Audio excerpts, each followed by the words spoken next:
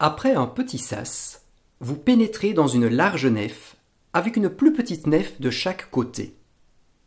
La nef principale est délimitée par des colonnes toscanes. Ces colonnes en calcaire reposent sur un pavement en pierre bleue et soutiennent la voûte avec des arcades en plein cintre. L'ensemble paraît donc très épuré, d'autant plus que les illustrations du chemin de croix sont assez petites et que les vitraux ne sont pas entièrement colorés. Vous pourrez lire sur chaque vitrail, ou presque, le nom de son donateur. Toutefois, observez le chemin de croix de plus près. Vous n'y voyez pas les habituelles peintures, mais d'anciennes gravures colorisées à Paris en 1850. De part et d'autre de l'entrée trônent des statues de sainte Thérèse et de sainte Rita. À droite, vous découvrez un banc en chêne qui date environ de 1700, et sur le mur de la nef latérale gauche, une peinture se distingue. Un Christ à la colonne d'un peintre anonyme du XVIIe siècle. Dans les nefs latérales, vous trouvez aussi les confessionnaux du XVIIIe siècle et quelques statues. D'autres statues de saints séparent les vitraux. En allant vers le chœur, dans la nef de gauche, vous contemplez Saint-Roch et Saint-Joseph. Dans la nef de droite, vous en faites autant avec Saint-Marcoul et Saint-Antoine. Des anges portent fièrement leur nom. Le chœur se présente maintenant à vous, encadré par deux autels en chêne de la fin du XVIIIe siècle et par deux statues. L'autel de la nef gauche abrite la Vierge à l'enfant. Devant elle, notez l'enfant Jésus de Prague. La statue à gauche du chœur est le Sacré-Cœur, symbole de l'amour divin. La statue à droite est la Vierge Marie.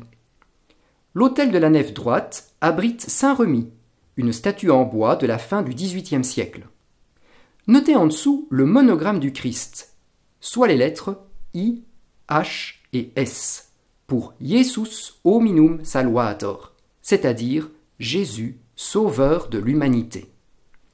Sur le devant, l'artiste a peint au milieu du XIXe siècle les lettres S et R, soit le monogramme de Saint-Remi, le patron de l'Église. Devant l'autel se dressent les fonts baptismaux en marbre. Pénétrez à présent dans le chœur, décoré de lambris en chêne de la fin du XVIIIe siècle, dans le style Louis XVI. 3 marches en chêne livrent accès à l'autel majeur.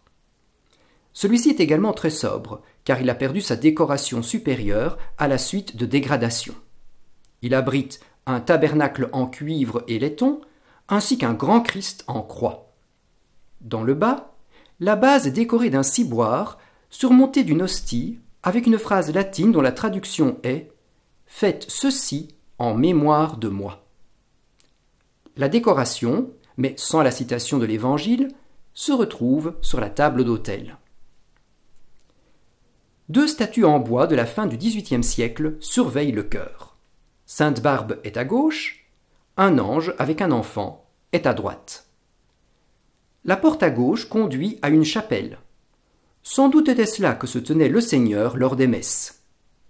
Aujourd'hui, vous n'y trouverez que les chaudières et une pierre tombale du XVIIIe siècle à la mémoire de Catherine de Bleuin, mère de la seigneuresse de Merdorp, Marie-Catherine du Jardin. La porte à droite donne sur la sacristie.